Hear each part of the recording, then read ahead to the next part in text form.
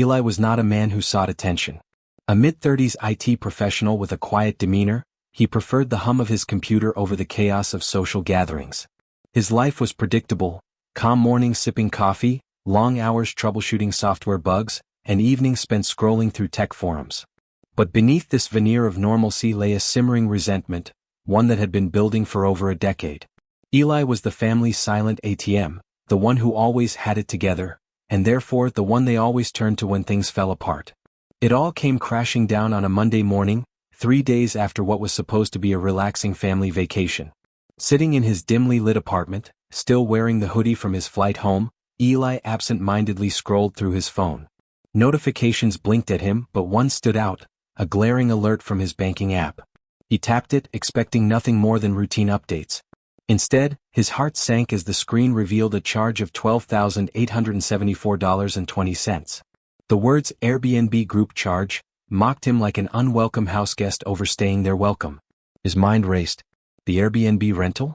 Yes, he'd agreed to book it because Tessa, his older sister, claimed she didn't understand how shared payments worked.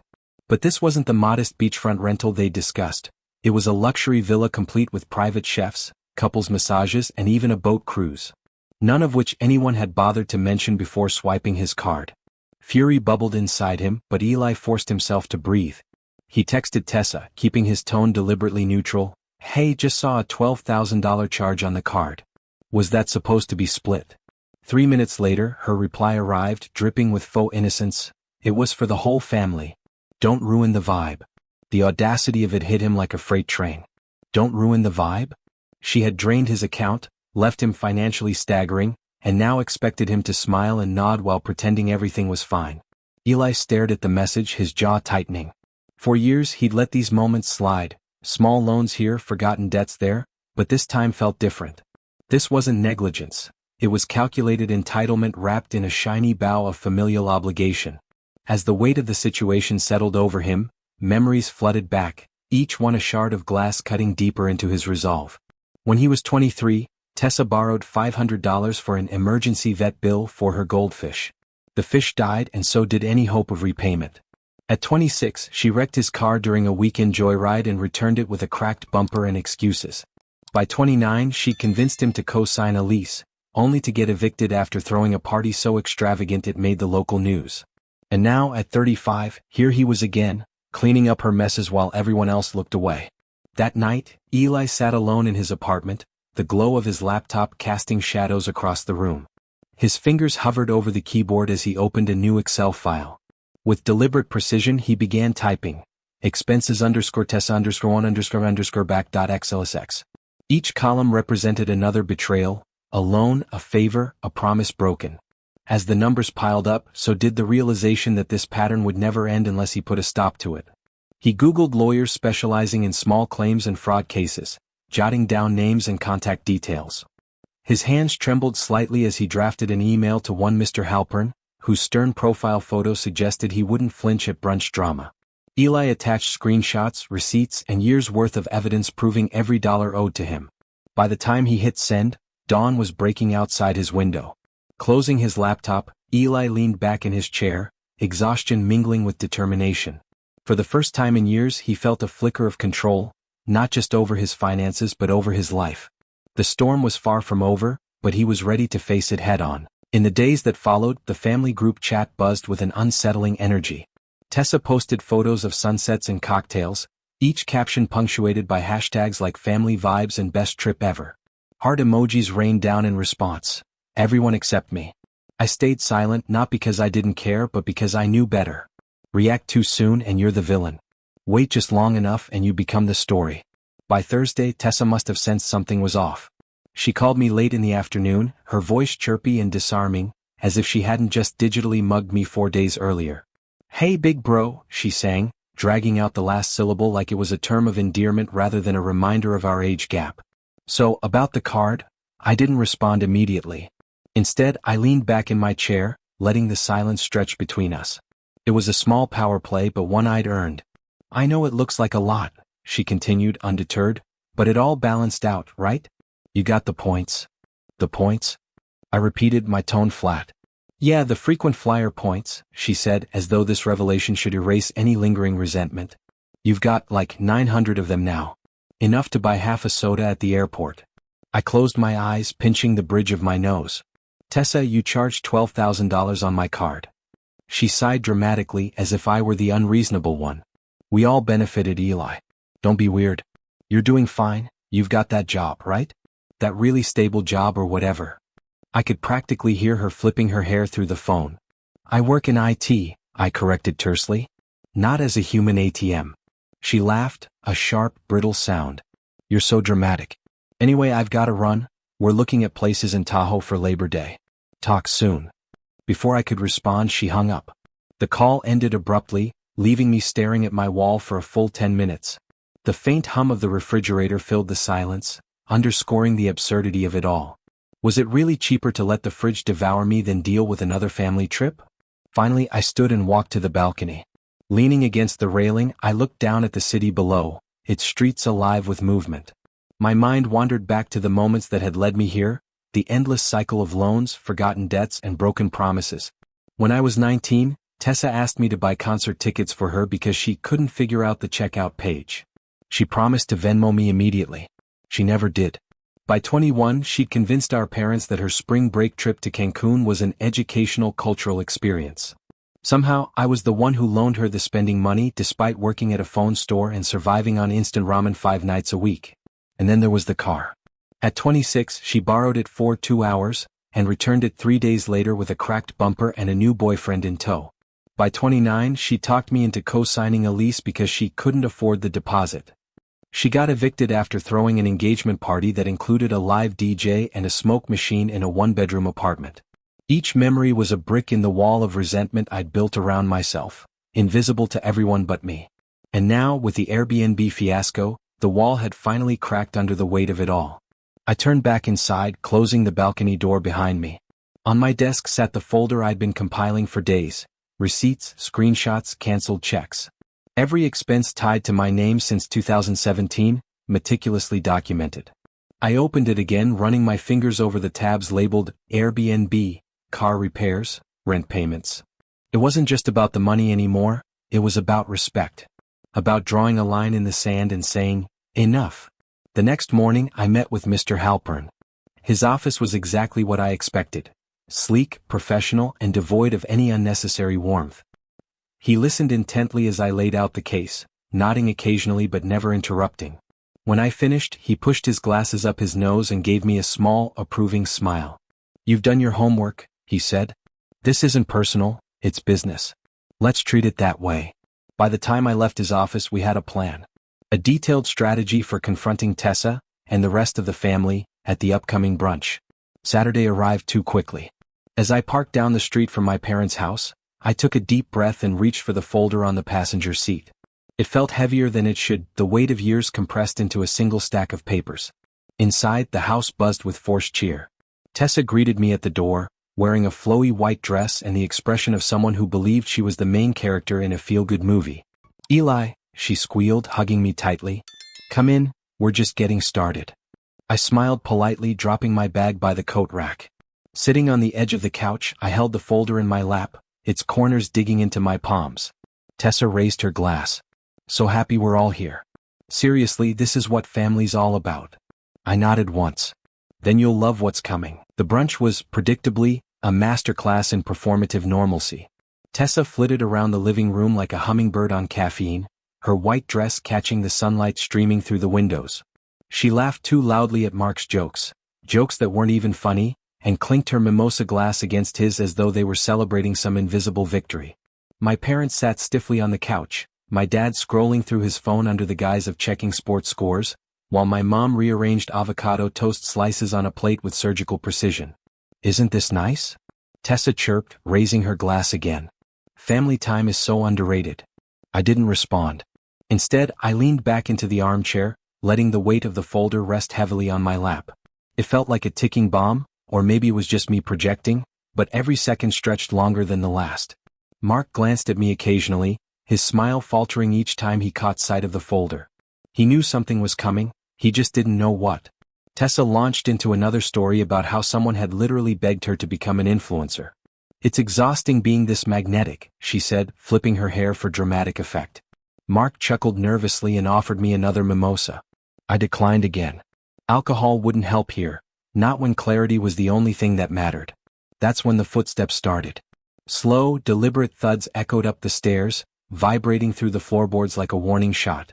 The room went quiet except for Tessa, who kept talking as if oblivious to the seismic shift in energy. Mark frowned slightly, looking toward the door. Even my dad lowered his phone, squinting as though trying to decipher whether the sound signaled friend or foe. The creak of the front door opening cut through the tension like a knife. Everyone froze. Standing in the doorway was Mr. Halpern, calm and composed, his black leather satchel slung over one shoulder. "I'm looking for Tessa Morgan," he announced, his voice steady and professional. Tessa blinked, momentarily thrown off script. Hi," she stammered, forcing a polite smile. "Can we help you?" Mr. Halpern adjusted his glasses and pulled an envelope from his satchel. Without hesitation he handed it to her. "You've been served." Time stopped. Or at least it felt like it did. The air seemed to crystallize around us, sharp and brittle. Tessa stared at the envelope in her hand as though it might explode, or bite her. Her fingers twitched but didn't move.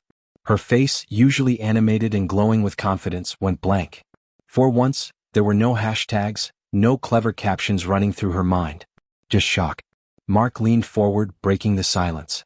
"What the hell is going on?" Before anyone could answer, chaos erupted. My mom gasped, clutching the edge of the coffee table. "Eli, what have you done?" Dad muttered something unintelligible from the hallway, shaking his head. "This is family. You don't bring lawyers into family matters." Tessa finally found her voice, though it came out strangled and high-pitched. "You're suing your own sister? Seriously?" I stood up slowly, straightening my jacket. "No, Tessa. I'm not suing you. I'm pursuing repayment, formally, legally, because all other methods seem incompatible with your lifestyle." Her eyes widened, glossy now with a mix of anger and disbelief. "This is ridiculous. You hate me. That's what this is really about."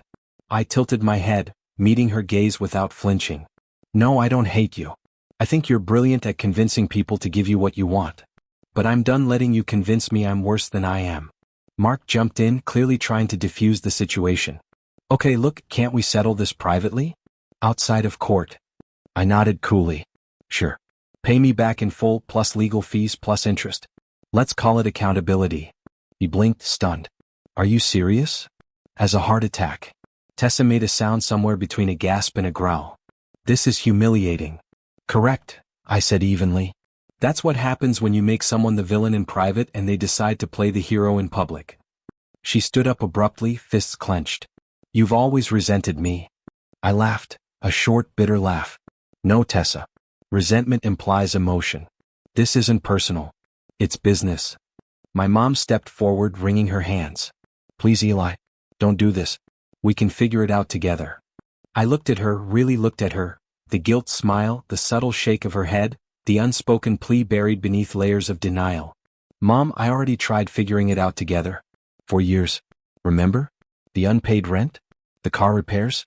The lease deposits? All those times I asked politely and got nothing but excuses wrapped in family vibes." She opened her mouth to argue, then closed it again, her lips pressing into a tight line. There was no comeback this time, only the uncomfortable truth hanging in the air like smoke. Tessa snapped, her voice rising hysterically. "You're blowing this way out of proportion. This is insane." I slid the second copy of the spreadsheet across the table, its pages neatly tabbed and color-coded. "Actually, I'm finally giving this the proportion it deserves." Mark picked it up hesitantly, flipping through the pages. Each column told a story, dates, charges, screenshots, receipts. His brow furrowed deeper with every page. "This is detailed." "I work in IT," I reminded him. "If I can recover files from a corrupted drive, I can certainly track down a missing $12,000. Tessa sank into her chair, pale and trembling. "I didn't know it would be that much." "Then maybe don't put the entire resort economy of Santa Barbara on someone else's card," I said sharply. The room fell silent again, the weight of everything said and unsaid pressing down on us. Finally I stood, tucking the folder back under my arm. "Eli, please don't leave," my mom pleaded softly. But I was already walking toward the door. "Too late," I said, pulling it open. I already left. The click of the door shutting behind me reverberated through the house like a gunshot. Outside, the air was crisp and clean, untainted by the toxicity inside. I took a deep breath, feeling the first flicker of freedom in years. In the weeks following the brunch, the fallout rippled through the family like an invisible storm. The group chat, once a lively hub of emojis and inside jokes, went eerily silent. No one mentioned my name, but it didn't matter. You could feel the tension hanging there, thick and unspoken, like a coffee stain no one wanted to scrub away. Tessa, predictably, was the first to break the silence, not with an apology but with damage control. Her Instagram story appeared late one night, a close-up selfie, puffy eyes, captioned, "Some people will betray you the second you stop giving." Cue the sad playlist and 3 passive-aggressive Bible verses. Classic Tessa. She didn't mention the $12,000 charge or the years of unpaid debts. Instead, she painted herself as the victim, twisting the narrative into something almost believable. If you didn't know the truth. Mark tried a different approach. He emailed Mr. Halpern directly, offering to pay back a third of the money if I dropped everything. "It's a start," he wrote in his note. But we declined. Mr. Halpern handled it with the kind of dignity I could never muster. His response was short and to the point, "We're not interested in partial accountability." Meanwhile, I focused on rebuilding my life. For the first time in years, I felt like I had room to breathe. I got a raise at work. Apparently, showing up not emotionally hollowed out by family drama makes you better at your job. Who knew? I started sleeping better, eating meals that weren't delivered in a panic between passive-aggressive phone calls. I even moved into a new apartment, one with no shared walls and no risk of surprise visits. It was small but peaceful, a sanctuary where I could finally exist without looking over my shoulder. Then came the letter. I opened it one morning expecting another bill or junk mail. But inside was a check for $1,000 and a handwritten note from Mark. I wasn't loyal enough to her during the whole thing. I should have stopped her sooner. I know this doesn't fix it, but it's a start. I stared at the check for a long time before tucking it into a drawer. It wasn't about the money anymore, it was the first acknowledgement that what she'd done was wrong. Still, I didn't reply. Some things don't need words. As for Tessa, karma had its own plans. A few weeks after the lawsuit went public, her travel agency brand deal fell through.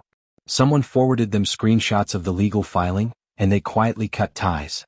She claimed defamation, but the whispers in the family hadn't stopped. Some blamed me, some blamed her, and others pretended it never happened. That was fine. Let them squirm in the silence because, for the first time in my life, I wasn't stuck in it. One evening, as I unpacked boxes in my new apartment, the mailman delivered a small envelope. No return address, just my name scrawled in familiar handwriting. Inside was a card from Aunt Claire. "Eli, you did the right thing. I wish I'd done it years ago. You're stronger than you think. Love, Claire." I read it twice, then sat down on the floor, staring at the words until they blurred. For the first time, someone in the family acknowledged what it had cost me to say no. Not just financially but emotionally. I cried, not because it was sad but because it was the first time I felt seen. But Tessa wasn't done. One night, weeks later, my phone buzzed insistently. Her name flashed across the screen and I hesitated before answering. "This is insane," she spat the moment I picked up. "You've ruined everything. Do you have any idea what this has done to me?" I leaned back in my chair, letting her rant. She accused me of betrayal, of hatred, of ruining her life. When she finally ran out of steam, I spoke calmly. "I'm not the one who charged $12,000 on someone else's card, Tessa. I'm not the one who spent years taking without asking. If anyone's been betrayed, it's me." "You've always hated me," she shouted, her voice cracking. "No," I said firmly. "You've always taken advantage of me. There's a difference." She hung up without another word, but the call lingered in my mind. Not because of what she said, but because of how little it affected me. For the first time, her words didn't sting. They bounced off, meaningless like rain against glass. A few days later, I found myself sitting under a tree in a quiet park. The air was crisp, the kind that fills your lungs and clears your head. I closed my eyes, listening to the rustle of leaves and distant laughter. It wasn't fireworks or fanfare, it was peace. Quiet, unassuming, and deeply satisfying. For the first time in years, I wasn't waiting for the next crisis. I wasn't bracing for impact. I was just here. By the time the dust settled, Tessa had no choice but to repay every cent. Not because she suddenly grew a conscience. No, it was more practical than that. Her brand partnerships dried up after whispers of the lawsuit spread. The travel agency deal she'd been so proud of? Gone. The influencers she once called friends? Silent. Even her Instagram followers seemed to dwindle, though she blamed it on an algorithm change. It wasn't just about money anymore. It was about accountability, the kind she'd spent years dodging. She sent me checks in small increments, each one accompanied by a note that read, "You win." I didn't respond. Winning wasn't the point, respect was. In the aftermath, I found myself reflecting on everything that had led me here. The years of biting my tongue, swallowing resentment, and pretending nothing was wrong, it all felt like a distant memory now. For so long, I'd believed that keeping the peace meant sacrificing myself. But what I learned was that silence isn't peace, it's surrender. One crisp morning, as I sipped coffee at a quiet cafe near my apartment, someone approached me. It was Rachel, a classmate from high school. We exchanged pleasantries before she leaned in, lowering her voice. "I heard about your sister," she said carefully. "That must have been intense." I nodded, expecting judgment or pity. Instead, she smiled softly. "Good for you," she said simply. "Most people never get out." Her words stayed with me long after she left. Most people never get out. How many others were still stuck, trapped in cycles of obligation and guilt? How many had convinced themselves that their pain was invisible because no one acknowledged it? For the first time, I understood that setting boundaries wasn't selfish. It was survival. Saying no didn't make me the villain. It made me human. And if my family couldn't understand that, then maybe they weren't the safe haven I'd always imagined them to be. As weeks turned into months, life began to feel lighter. My new job came with challenges, but they were the kind I could solve. Lines of code, not tangled emotions. I took up running, finding solace in the rhythm of my feet hitting the pavement. Each step felt like shedding another layer of the past. Mark reached out occasionally, sending texts that hinted at regret without ever fully admitting fault. Tessa posted vague updates online, captions laced with bitterness and self-pity. I scrolled past them without hesitation. Their chaos no longer touched me. One evening as I walked home from work, I paused at a park bench overlooking the city skyline. The sun dipped below the horizon, painting the sky in hues of orange and pink.